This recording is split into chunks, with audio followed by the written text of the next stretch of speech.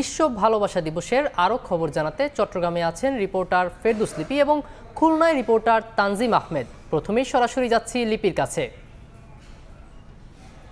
লিপি, বসন্তের রঙে রঙিন কিন্তু চট্টগ্রামের যে শহীদ ওয়াসিম পার্ক, ইতিমধ্যে কিন্তু যারা শিল্পী এবং দর্শক তারা কিন্তু এই যে মঞ্চে সেখানে উপস্থিত হয়েছে এবং কিছুক্ষণের মধ্যে বসন্ত উৎসবের যে আয়োজনের আনুষ্ঠানিকতা তা শুরু হবে। এবং আমরা দেখছি যে সকাল থেকে অর্থাৎ 7টা থেকে কিন্তু এই যে বসন্তকে বরণের যে আয়োজন সেটা কিন্তু শুরু করতে যাচ্ছেন এবং ইতিমধ্যে কিন্তু যারা এই যে অনুষ্ঠানে অংশগ্রহণ করবেন তারা এসেছেন, অভিভাবকরা এসেছেন দর্শকরাও এবং নানা পোশাকে আপনারা দেখছেন যে রঙিন হলুদ, বসন্তী, লাল, নীল অর্থাৎ রঙিন বসন্তের যেই নানা রং সেটা পোশাক পরেই কিন্তু নানা বয়সীর মানুষ এই যে শহীদ ওয়াসিম পার্ক সেখানে এসেছেন এবং বসন্তকে বরণ করার জন্য কিন্তু চট্টগ্রামে নানা ধরনের আয়োজন, বিভিন্ন সাংস্কৃতিক সংগঠন কিংবা অন্যান্য যেসব সংগঠনগুলো আছেন তারা কিন্তু আয়োজন করেছে।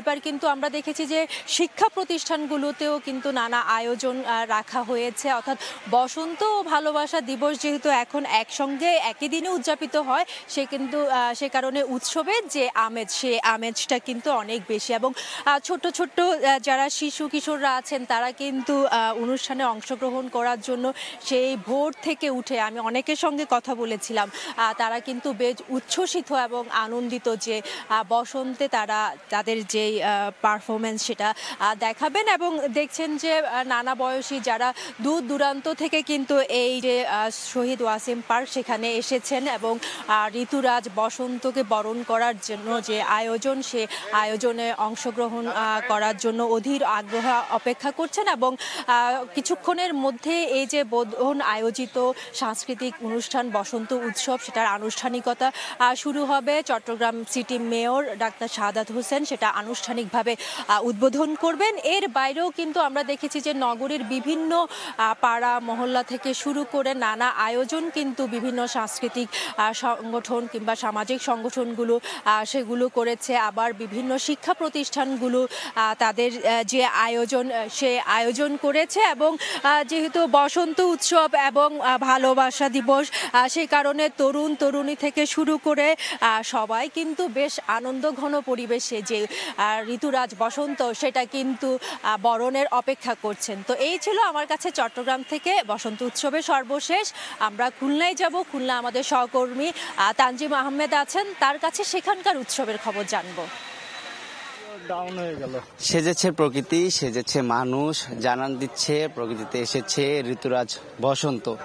খুলনা বিশ্ববিদ্যালয়ে এই আয়োজনে ঋতুরাজ বসন্তকে স্বাগত জানাতে সকাল থেকে বর্ণাঢ্য আয়োজন করা হয়েছে। র্যালি সহকারে শিক্ষার্থীরা যারা রয়েছেন তারা অংশ নিয়েছেন বর্ণাঢ্য শোভাযাত্রায়। রঙে রঙে নেচে গিয়ে তারা কিন্তু আসলে এই যে ঋতুরাজ বসন্ত তাকে স্বাগত জানাচ্ছেন সকাল থেকে।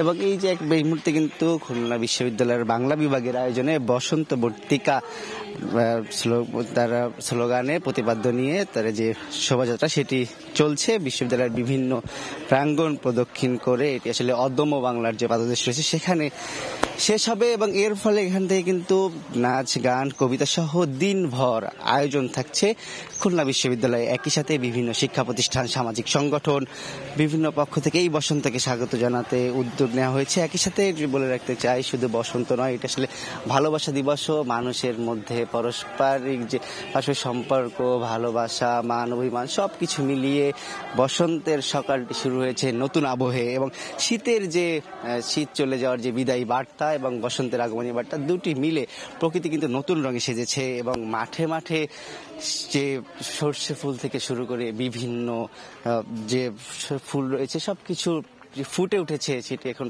চোখে পড়ছে আসলে। এবং শিমুল পলাশের যে অগ্নিঝরা তাদের যে আবহ সেটি ফুটে উঠছে। মানুষ আমরা দেখছি শিক্ষার্থীরা তারা মুখে রং দিয়েছেন, কপালে টিপ, বাসন্তী সহ বিভিন্ন রঙের শাড়িতে সেজে যারা শিক্ষার্থী ছেলেরা রয়েছেন তারা পাঞ্জাবি পরেছেন।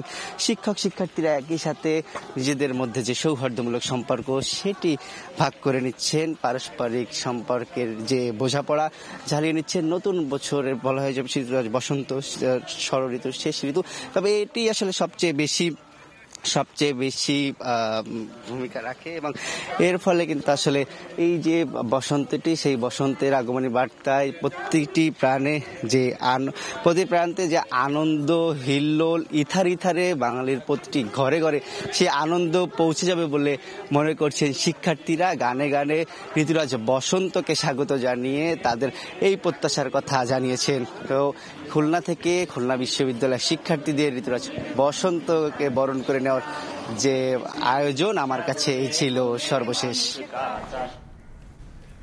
সরাসরি যুক্ত ছিলাম খুলনায়, এর আগে ছিলাম চট্টগ্রামে।